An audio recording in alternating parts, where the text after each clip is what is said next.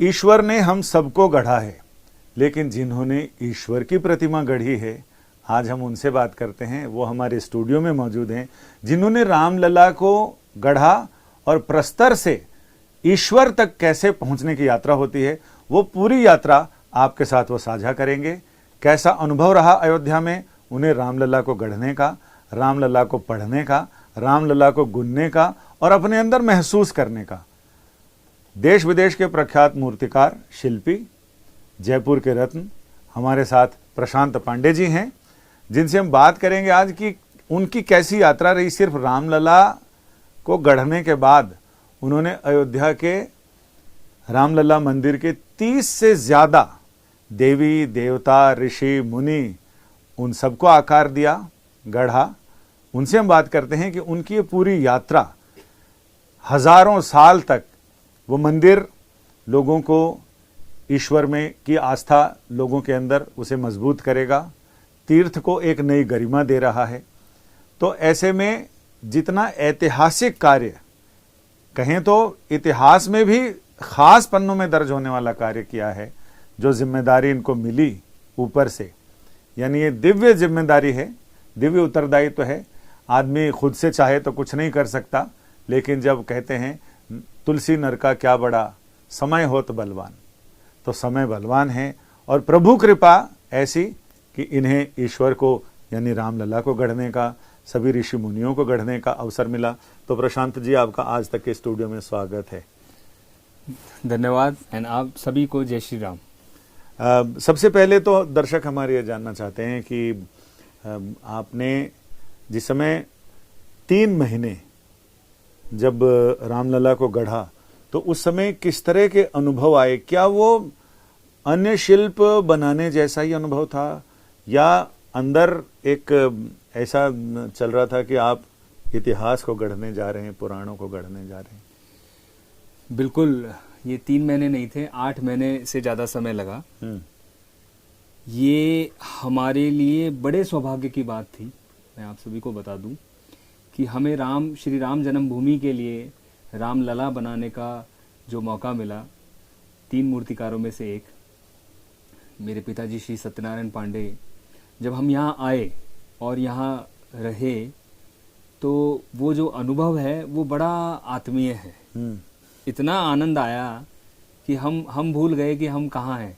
जो शिला लाए वो भी विशेष शिला थी, वो 40 साल पुरानी शिला थी, जो संगमरमर की शिला थी। हम उस शिला का अपना एक इतिहास कि हमारे दादाजी, फिर हमारे पिताजी, चाचा जी ये ट्राई किए कि उसको हम कैसे कहाँ से काटे और यूज लें, तो हम विफल रहे क्योंकि वो इतनी विलक्षण शिला। फिर जब यहाँ मतलब ये नहीं पता चल पा रहा था कि शुरुआत कहाँ से करें, कहाँ से काटना शुरू करें। नहीं, हम सोचे कि इसको काटे, इसमें से कुछ यूज करें, क्या करें, लेकिन दादाजी के समय से। बट फाइनली फिर जब जैसे राम मंदिर का ये आया, तो उसको फिर हम शिला को जयपुर से यहाँ भेज दिया, अयोध्या धाम। ये रहा उस शिला का। फिर यहाँ आने के बाद फिर जो काज शुरू हुआ वो बड़े आनंद में हुआ। हम यहाँ रहे, सरयू जी का स्नान करते, दिन प्रतिदिन हनुमानगढ़ी जाते, कनक भवन जाते, दर्शन करते, पूजा पाठ करते, नियम से जनेव हमारी रह के किस जो ब्राह्मण संस्कार है उसका भी ध्यान रखते हुए, कला का रोज पूजा पाठ करके रामलला बनाए, उनके भोग लगाते, उनको जल पिलाते। तो ये तो हो गई भाव भक्ति की बात। कला ऐसे कि रामलला 5 वर्ष के बनाने, और उनका जो हाइट है वो चरण से लेके सिर तक 5 फीट है। ये हमें संज्ञान मिला, ट्रस्ट की तरफ से स्केच भी मिला, और फिर हमने 8 महीने में उनको गढ़ा। बड़ा आनंद आया, उनसे भी बात करते थे। रामलला जी हमारे साथ खेलते थे, ऐसा लगता था कि वो मूवमेंट कर रहे हैं। बड़ा अच्छे अनुभव रहे। पिताजी को सपने में भी दिखते रहते थे। और मेरे साथ तो ऐसा प्रसंग हुआ, एक बार मैं बैठा था, काम कर रहा था, फिर एक संत आए। वो आके उनको मैंने सामने बैठाया, रामलला जी का, उनका सम्मान किया। क्योंकि अयोध्या संतों की नगरी है, बड़े वैरागी संत भी हैं। तो वो आए ऐसे दर्शन करते हुए, तो वो जैसे ही देखे उन्होंने दर्शन किए, बड़े खुश हुए वो रामलला को देख के। जबकि वो इतने इतने सुरक्षा में था वो परकोटा, बिल्कुल जहां आप लोग निर्माण कर रहे थे, बिल्कुल। तो वहां कोई ऐसे तो आ नहीं सकता था। नहीं, ऐसे बिल्कुल नहीं कोई आ सकता था। लेकिन जो ऐसे संत हैं जो बिल्कुल कुछ नहीं, जिनका कोई लेना देना नहीं, कोई फोटो का चक्कर नहीं, क्योंकि रामलला जब हम बना रहे हैं तो उनकी फोटोज आउट ना हो या कोई गलत ये ना हो, क्योंकि क्योंकि मुझे तो आइडिया है ना कि वहां पर कितनी सख्त सुरक्षा व्यवस्था थी, तो वो संत फिर कैसे, वो उनकी इच्छा थी तो वो हमारे साथ आए, हम उनको साथ लेके आए क्योंकि उनकी बहुत इच्छा थी। तो वो जैसे ही गए, मैं वहाँ बैठा तो मेरे को इतनी एकदम से ऊर्जा आई। मतलब कोई ऐसा नहीं था कि कोई आकार है, लेकिन ऐसा एनर्जी आई कि हनुमान जी आए हैं। ओह, मतलब मैं जब भी उनको याद करता हूँ तो ऐसा हो जाता है कि रामलला जी के पास हनुमान जी आए और हमको शक्ति देखेंगे। फिर ये रामलला बनाए, रामलला तैयार हुए, फिर वहाँ उन्होंने श्यामवर्ण की मूर्ति लगाई, वो रही। ये हमारा अनुभव तो रहा रामलला जी के साथ। उसी के साथ हमने फर्स्ट फेज में, जब आप सीढ़ियाँ चढ़ेंगे अयोध्या की, जो स्टेप्स चढ़ेंगे मेन, तो उसमें गज द्वार, 2 हाथी, सिंह द्वार, 2 शेर, और गरुड़ द्वार और हनुमान द्वार, वो सैंडस्टोन के बने हुए हैं, बंसी पाटपुर के पत्थर के, वो हमने कार्व करके वहाँ इंस्टॉल किए, लगाए। फिर आप ऊपर देखेंगे मेन मंदिर के एंट्रेंस पे, तो वहाँ गणेश पोल पे गणेश जी की मूर्ति है 11 इंच की, श्वेत संगमरमर की है, वो भी पांडे मूर्ति भंडार जयपुर ने बने। फिर आप जब जैसे अंदर चलेंगे मंदिर में, तो आप कोली घोक में देखेंगे गणेश जी और हनुमान जी 33 इंच के हैं, श्वेत संगमरमर के, आशीर्वाद देते हुए हैं, वो भी हमने बनाए। और जय विजय पैनल्स हैं वो भी। फिर आप ग्राउंड फ्लोर पे ही देखें, जो भगवान के बिल्कुल जय विजय, जय विजय, द्वारपाल। फिर आप ग्राउंड फ्लोर पे ही देखें तो परकोटा आ जाता है। परकोटा में आप देखते हैं, हम लेफ्ट में शुरू करते हैं तो गणेश जी, फिर हनुमान जी, सूर्य भगवान, भगवती माँ दुर्गा और अन्नपूर्णा माता। ये भी हमने जयपुर में पांडे मूर्ति भंडार में बनाया। ये सेकंड फेज का कार्य है। जब पहली प्रतिष्ठा तक तो ये बनाए, फिर ये सेकंड फेज में परकोटा, सप्त ऋषि, जो सप्त मंडप है, ऋषि वाल्मीकि, ऋषि वशिष्ठ, विश्वामित्र, निषाद राज, सबरी माँ और अहिल्या, ये बनाए।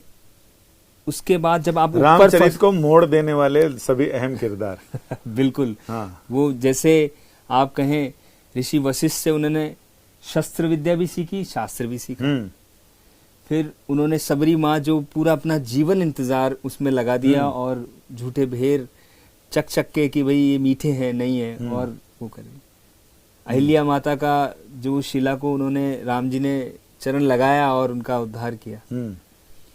फिर ये मर्यादा पुरुषोत्तम राम आए, जो लंका का उद्धार करके आ रहे हैं। ये जो वनवास काट के आ रहे हैं, तो हमें जो रामायण के जो सारे कांड हैं, बाल्यकांड से लेके उत्तरकांड, पूरे जो प्रसंग हैं उसमें आनंद में, जब हम ऊपर फर्स्ट फ्लोर पे जाते हैं तो राम दरबार को देखते ही आभा बनती है। तो ये भी पांडे मूर्ति भंडार ने बनाए ऊपर। उसमें श्री राम और सीता माँ एक शिला में। अच्छा, वो एक शिला राम दरबार में जो है, राम दरबार में जो सिंहासन पे जो बैठे हैं, और राम जी हैं, वो एक शिला में। अगर मैं आपको दिखाऊं तो वो एक शिला में। हमारे दर्शकों को आप दिखाइए कि तो आपने जो उन्होंने अब तक देखा है, अब आपके इस वक्तव्य के बाद ये पूरा सिंहासन एक ही शिला में है। बिल्कुल, ये कोई जोड़ नहीं, कुछ ये नहीं। राम सीता जो हैं वो एक शिला में हैं, और जो दास रूप में आगे बैठे हैं वो हनुमान जी आगे बैठे हैं, सीता जी के आगे भरत जी बैठे हैं जो फ्लावर ऑफरिंग कर रहे हैं, राम जी के पीछे लक्ष्मण जी हैं जो चंवर लिए खड़े हैं, और सीता जी के पीछे शत्रुघ्न जी हैं जो चंवर लिए खड़े हैं। तो ये दृश्य अपने आप में देखते ही बनता है जब राम दरबार के दर्शन करते हैं। और मैं आपको ये भी बता दूं, जो ये एक शिला है बड़ी महत्वपूर्ण शिला है, ये भी अहम है, इसकी भी अपनी कहानी है। वाह। इसमें ऐसा हुआ कि ये जो जब हम पत्थर सिलेक्ट करते हैं संगमरमर, तो उसमें अंदर पता नहीं होता क्या आएगा, और साइज बड़ा अच्छा चौड़ा और मोटा साइज था जो जिसमें सीताराम बनने थे, क्योंकि उसमें बाण लिए हुए हैं, तुनीर में रखे हैं तीर, और बड़े ऐसे चाव से उनको बनाना था। तो उसमें जब हम उनको गढ़ रहे थे, जब वो कंप्लीट हुए, उनकी घिसाई हुई, मंजाई हुई, और जब पत्थर को स्मूथ किया गया, पॉलिश की गई, तो राम जी मेघवर्ण में है, ओह, और सीता माता गौरवर्ण में। जब आप उनको गौर से देखेंगे, बिल्कुल ये हमें चमत्कार देखने को मिलता है। वाह। तो इसमें जो एक टोन आती है स्टोन की, वो आपको थोड़ा, तो इसमें मतलब एक हिस्सा जिधर आपने रामचंद्र जी बनाए, वो अपने आप आए, वो अपने आप ही थोड़े से सांवले वर्ण के हैं, मतलब स्काई कलर के, मेघ वर्ण के हैं। ये एक प्रभु का जो आशीर्वाद नीलांबुज श्यामल कोमलांगम सीता समारोपित वाम भाग। अब सोचिए आप, अगर वो स्टोन, अच्छा, इसमें एक है पाणव महासायक चारु चापम, ये महासायक है यानी बड़ा धनुष, ये एकदम राजा राम। तो अमूमन तो हमने रामचंद्र जी को कंधे से लगाए हुए धनुष और बाण अगर हाथ में पकड़ा भी है तो, या फिर धनुष बिल्कुल ऐसे सौम्यता के साथ, आपने जो यहां जो दर्शन होते हैं वो जैसे शिवजी त्रिशूल लेके रहते हैं, बिल्कुल तो ऐसा है। तो ये मुद्रा बिल्कुल अलग है, किसी मंदिर में कहीं पर इस तरह की मुद्रा के साथ रामचंद्र जी सिंहासन पर बैठे हुए दिखाई नहीं देते। बिल्कुल। तो ये इसके पीछे क्या सोच रही है आपकी? भाई इसमें क्या है, सबसे पहले तो हमें, बिल्कुल बाजू एकदम उठा हुआ है, बिल्कुल उसमें इनका जो है निश्चर हीन करो मही भुज उठाई पनकीन। भाई अब जो जैसे पताका लहरा रहा है और ये लंका का उद्धार करके आ रहे हैं, तो पूरे पूरे विजयी भाव के साथ, विजय भाव के साथ और अपना अभय भाव, बिल्कुल लेके जिसमें कि प्रजा को पूरा अभय दान और मिले, आशीर्वाद भी दे रहे हैं, आयम और है। तो ये इनका एक अपना अपने आप एक रूप बनता है जो बड़ा आनंद में आता है। आप जैसे ही हनुमान जी को देखेंगे वो दास रूप में आगे बैठे हुए, हाँ, और भरत जी को देखेंगे ऐसे ऑफरिंग कर रहे हैं। तो ये एक राम परिवार अपने आप में एक सुशोभित है। आप जैसे दर्शन करेंगे, और हम ये सोचते हैं कि आपके दर्शन करने से और आपको आपकी मनोकामना पूर्ण हो, और आपके हृदय से आंसू आए, वहाँ हमारी चरणों की धूल जो प्रभु के चरण से हमें मिली है, वो हमारी पूर्ति होती है। तो इसके ये भी आपने वहीं बनाया जहां रामलला गढ़ है? ये नहीं, ये जयपुर में बने। ये जयपुर में बने, ये जयपुर में बने, क्योंकि इसमें बहुत सारी मूर्तियां थी साथ में। तो ये जो मेकिंग ऑफ राम दरबार है, इसके पीछे भी कोई ना कोई कहानी, कुछ अनुभव ऐसे अलग से? बड़े बड़े आनंद की बात तो मैंने आपको बताई जो शिला में से आई। तो रोज सेवा पूजा करते, आते जाते भगवान को करते, तो बार बार यही देखते कि प्रभु कैसे अपना रूप निकाल रहे हैं, कैसे इनकी शौर्यता बन रही है, और हम हर एक जगह कैसे खूबसूरत बना रहे हैं। इसमें एक चीज और पूछना चाहूंगा, एक कलाकार के हृदय में झांकना चाहते हैं कि आपने इतने मन से और इतने भाव के साथ प्रभु को गढ़ा, अभी तक वो ट्रस्ट ने तो कहा था कि हम इनको सही जगह लगाएंगे, लेकिन अभी तक प्रतीक्षा है रामलला की। हाँ, तो इसको लेकर आप लोग क्या सोचते हैं मन में? हुए वही जो राम रची राखा। हमने रामलला बनाए, बड़े मन भाव से बनाए। प्रभु ने हमारी परीक्षा ली। जब उन्होंने इतनी परीक्षाएं दी हैं, तो हम तो क्या है, उनके नाखून मात्र भी नहीं है। फिर हमने राम परिवार बनाया, हमें पूरा परिवार बनाने का मौका मिला, पूरा परकोटे की मूर्तियां बनाने का मौका मिला, पूरा सप्तऋषि बनाने का विशेष मूर्तियों का मौका मिला। तो करीब 30 से ज़्यादा मूर्तियां श्री राम जन्मभूमि के लिए पांडे मूर्ति भंडार ने बनाई। आपने तो जो राम हमें जो रामलला सौभाग्य मिला, परम सौभाग्य, ये है। एक चीज इसमें दर्शक ये देखें, ये दर्शन करें, इसमें मैं कुछ चीजें अंदर से पूछना चाहूंगा। बिल्कुल। कि आपने रामलला गढ़ते समय किन किन चीजों का ध्यान रखा कि कैसा होना चाहिए, पैरों में गैप कैसा होना चाहिए, और जो छोटे बच्चे के जो बेबी फैट होता है आपने उसको भी ध्यान में रखा। उंगलियां जब अंदर से अगर धनुष पकड़ते हैं तो उंगलियों के बीच में जो ये उभार है आपने अंदर की तरफ भी वो उभार दिया ताकि सांगो पांग वो एकदम ऐसा बालक पूरी तरह से मूर्ति ना लगे।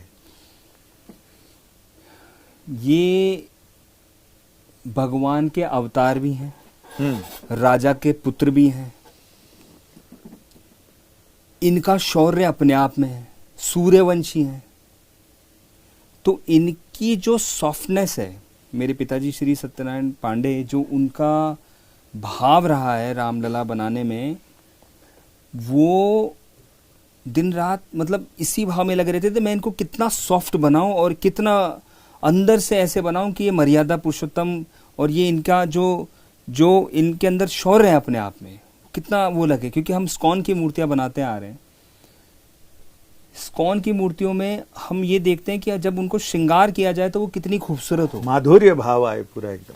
तो जब हम इनको श्रृंगार करें तो इनमें पैरों में प्रॉपर गैप हो कि इनको पजामा आ सके, इनको अच्छे से धोती पहनाई जा सके, इनको अचकन पहनाई जा सके, जो लला को पहनाई जाए, तो और पूरी बॉडी में आप अच्छे से श्रृंगार कर सकें। तो हमने इन चीजों का विशेष ध्यान रखा था रामलला में। हाथ पैरों में बिल्कुल विशेष गैप है कि आप जब इनको श्रृंगार करके ये जब भी जहां लगेंगे तो आप जो बता रहे हो ना, तो दर्शक अब फिर से देखना चाहेंगे कि अब आप उनको समझाओ कि ये पैरों के बीच आपने गैप बनाया है, पैरों में गैप है, हाथों को भी आपने बिल्कुल कि अच्छे से गैप है कि अच्छे से कि दुपट्टा बिल्कुल, और उत्तरीय अंग वस्त्र, इनकी उंगलियां इतनी कोमल हैं, इनका जो मुख है वो ऐसे है कि उनमें जो तेज ओज है वो देखते ही बने।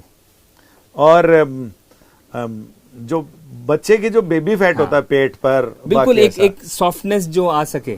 हाँ, कि हम जब उनको ऐसे, हमारा ये मेरे पिताजी जैसे का बच्चे के मालिश मानना करते हैं था तो समझ में कि आता अगर आप इनको ऐसे कहीं पे भी टच करेंगे तो ऐसे लगेगा ये दब रहे हैं। अच्छा, आप उनका भाव ये था रामलला बनाने में कि हम उनको दबाएं ना तो ऐसे दब रहे हैं। और मुस्कान ऐसी होनी चाहिए कि बच्चे को आपने सामने से खिलाया और बच्चा खिलखिला उठा। बिल्कुल, कहीं पे भी आप इनको हाथ लगाएंगे ना तो ऐसा लगेगा कि ये अब बोलेंगे ऐसा। ये मुझे ये सौभाग्य मिला था वहां पर आप दर्शन करने आए थे। हाँ, तो अब आप लोगों को कितनी उम्मीद लगती है कि ये अपने आप इनको जाना है, ऐसी जगह विराजित होना? बिल्कुल, ये सब तीनों ट्रस्ट ने मूर्तियां ली है और ये कहीं लगेंगे, जरूर लगेंगे जैसा उन्होंने कहा है। और हुए वही जो राम रची राखा, जैसा मैं बोल रहा हूँ, इनके लिए भी कहीं ना कहीं कुछ होगा जो अच्छे से अच्छे लगेंगे, क्योंकि सब विलक्षण मूर्तियां इन्होंने हैं। भी अपने लिए विचार रखा होगा। बिल्कुल, इन्होंने अपने आप रखा है। तो अब तो ये राम मंदिर का एक बहुत बड़ा टास्क, ये इतिहास में दर्ज होने वाला पन्ना तो आप लोगों ने लिख दिया। पत्थर की लकीर लोग कहते हैं, आपने पत्थर पे इतिहास लिख दिया। अब आगे क्या, आगे की प्लानिंग क्या रहे? हमें तो वो ही गिलहरी मानो आप, कि जो एक छोटा तिनका अगर श्री राम जन्मभूमि के लिए हम कुछ दे पाए, हम वही समान है पांडे मूर्ति भंडार के लिए। इतना सा जो हम कर पाए राम जन्मभूमि के लिए की तरफ से। पिछले 2 साल से, चूंकि पांडे मूर्ति भंडार, आप सत्यनारायण जी, आप जब से ये अयोध्या कांड शुरू हुआ तब से जब आपको ये दायित्व मिला राम काज, उसके बाद से अब तक, यानी पिछले 2 साल की बात करें तो जीवन में कितना बदलाव आया और क्या क्या चीजें बदल गई हैं? पूरा संसार राममय हो गया। हमारा जो जिसको कहेंगे कि one of the important institution जो अयोध्या धाम है, ये हमारे लिए एक हमारा हृदय है, हर एक सनातनी का हृदय है। तो सबके मन में जो श्री राम जन्मभूमि के लिए जो भाव है, अश्रु है, जो आत्मा है, हमारे को सबसे ज़्यादा ये इम्पोर्टेंट रहा कि हम हमारा जीवन दे दें। हम कैसे, जो ये अगर हमको काज कलाकारी का मिला है, शिल्पकारी का मिला है, और हम गर्भगृह की विशेष मूर्तियां बना रहे हैं, इससे बड़ा सौभाग्य हो नहीं सकता। मेरे दादाजी श्री रामेश्वर लाल जी पांडे, उनकी 94 वर्ष की उम्र है। वाह। उनका ये मिला कि मेरा जीवन सफल हो गया। अब इसके बाद कोई और इच्छा शेष रहती है क्या? जो हर सनातनी के मन में है, वो हम आगे से आगे सोचते रहते हैं कि कैसे सनातन धर्म के लिए कोई भी विशेष जगहों में जो भी हमारे आराध्य देव हैं, जो भी हमारे विशेष धर्म के क्षेत्र हैं, जो भी जन्मभूमियां हैं, वहाँ हमें जो सहयोग करना पड़ेगा, हम अपनी आत्मा से, अपने कर्म से, हमारी भक्ति से पूर्ण सेवा करेंगे। लोग कहते हैं कि तुझको पाने के बाद फिर कोई तमन्ना नहीं रही, तो राम जी को बनाने के बाद कोई और तमन्ना रहती है क्या, कुछ और बनाने की? कुछ ऐसा लगता है कोई सपने में या सोच में, ख्यालों में कि ये भी और कर लेते तो बढ़िया था?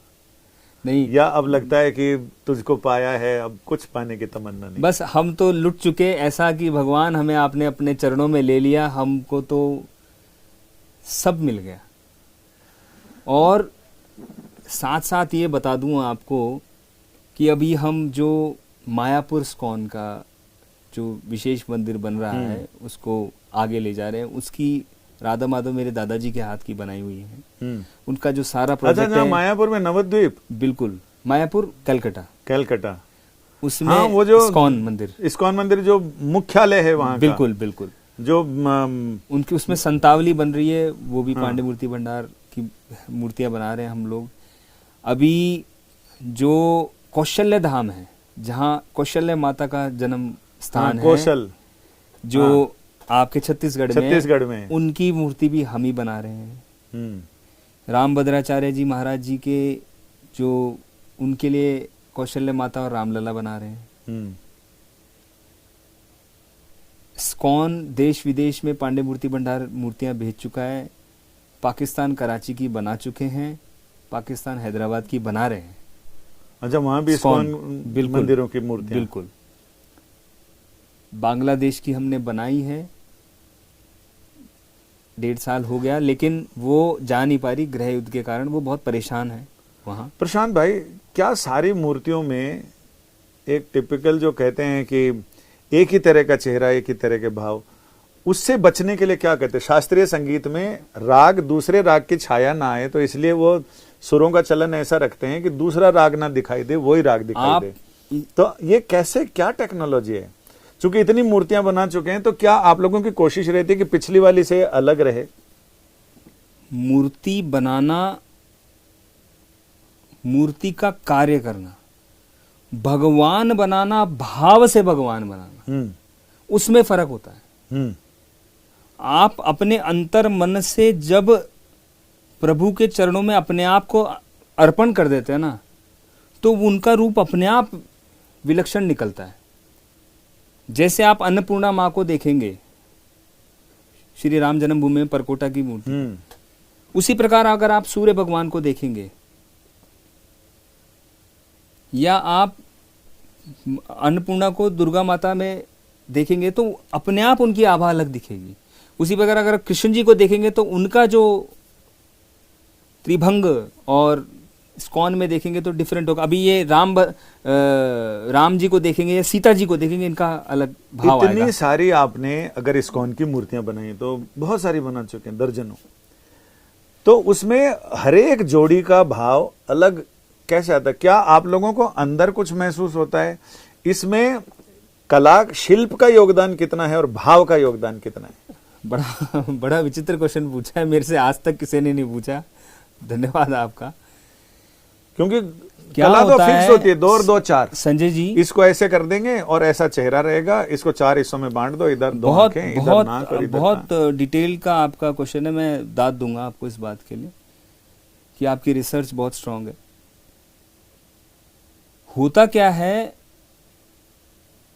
भक्त जो आता है वो आपको लिख के नहीं देता है, वो आपको कोई रूप नहीं बताता है कि मेरा आधार ये है। वो अपनी भावना बताता है, वो अपनी हृदय की जो भाव होते हैं अपने ठाकुर जी के प्रति, और कलाकार को उसके भाव को पकड़ना होता है। तो जब दो मिलता है ना, तो वो वहां से तो करते हैं प्रार्थना, चैंटिंग प्रभु की, और वो वाइब्स जो होती है वो हमको प्राप्त होती है। उस पत्थर में जब हम अपनी भावना से बनाते तो वो हमेशा डिफरेंट इसी कारण से होती है, और वो रूप निकल के आता है। तो कहते हैं हाँ, हमारे जो प्रभु हैं, कई लोग ऐसे कहते हैं द्वापर युग यहाँ आ गया और कृष्ण जी हमको अवतरित हो गए। कभी ऐसा महसूस हुआ कि ऐसी चीज बन के सामने आई कि आपको लगा यार ऐसा तो हमने सोचा ही नहीं था, और ये कला तो मतलब इस तरह का शिल्प तो हमने कभी ना सीखा ना इस्तेमाल किया, ये इसमें कैसे आ गया? कभी ऐसा हुआ हर क्या? दिन होता है। अच्छा, हर दिन होता है ये एनर्जी। जब आपकी साधना कहती है कि हम तो मात खा गए, ये तो कहीं और से आ गया। ये ऐसा होता है। हम जब बनाते हैं कुछ और ऐसा फीलिंग होता है कि हम जिस भाव से बनाते हैं तैयार होता है, और जब प्रतिष्ठित हो जाती है तो कुछ और अपने आप विलक्षणता आती है। तो हम सोचते हैं कि ये तो शायद हमारी भी परीक्षा है।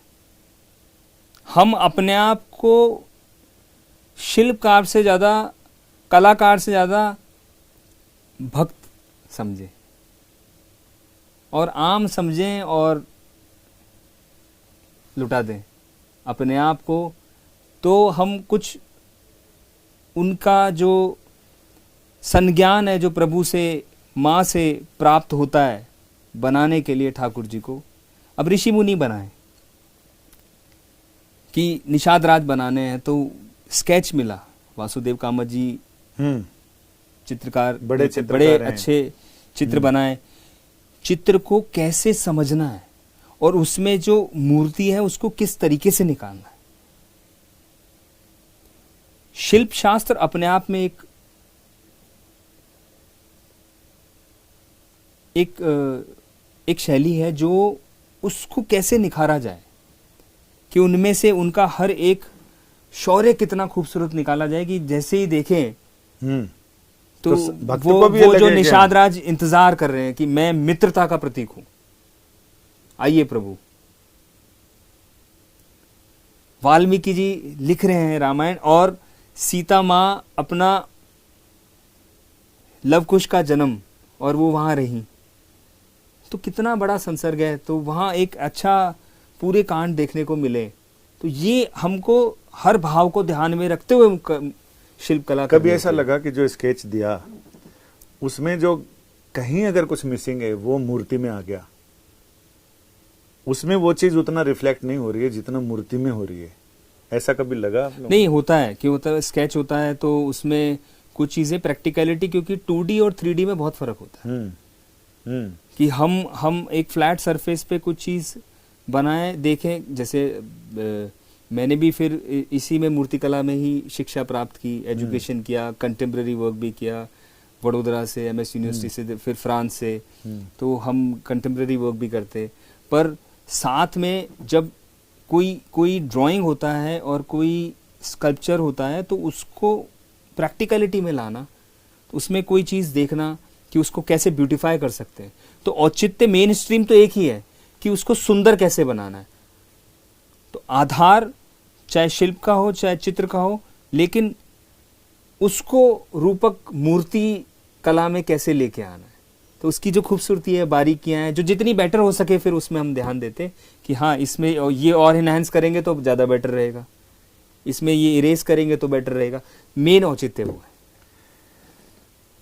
कई बार ऐसा होता है कि जितना आप पीते जाओ प्यास उतनी बढ़ती जाती है, तो क्या आपको लगता है कि आप संतुष्टि के लेवल पे हैं, संतुष्ट हैं, या और लगता है कि अभी और कुछ करना रह गया? पांडे मूर्ति भंडार पिछली अब ये इंट्रोड्यूसिंग चौथी पीढ़ी है और निरंतर हमारे बच्चे भी वहाँ रहे।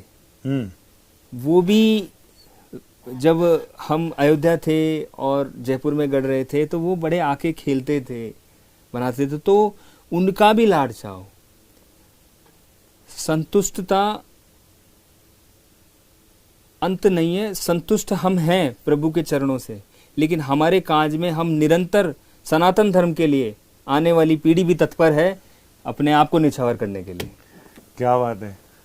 बिहारी लाल जी ने कहा भी है कि ज्यों ज्यों बूढ़े श्याम रंग त्यों त्यों उज्जवल होए, यानी कान्हा में आप या श्याम रंग, श्याम तीन ही चीजें हैं, या तो जल का रंग श्याम है, मेघ का यानी आसमान का रंग श्याम है, या फिर ईश्वर का रंग श्याम है। ज्यों ज्यों आप इसमें खोते जाएंगे वैसे वैसे आपके मन की कालिख मिटती जाएगी और मन उज्जवल होता जाएगा। प्रशांत जी का भी यही कहना है कि जैसे जैसे ईश्वर तृप्त कर रहा है वैसे वैसे प्यास और बढ़ती जा रही है, और ये प्यास पीढ़ियों की प्यास है, युगों की प्यास है, जो आगे वैसे ही बढ़ती रहेगी जैसे गंगा और यमुना, दिन और रात, सूरज और चांद। कैमरामैन अशोक भनोट जी के साथ संजय शर्मा, दिल्ली आज तक। जय सिया राम।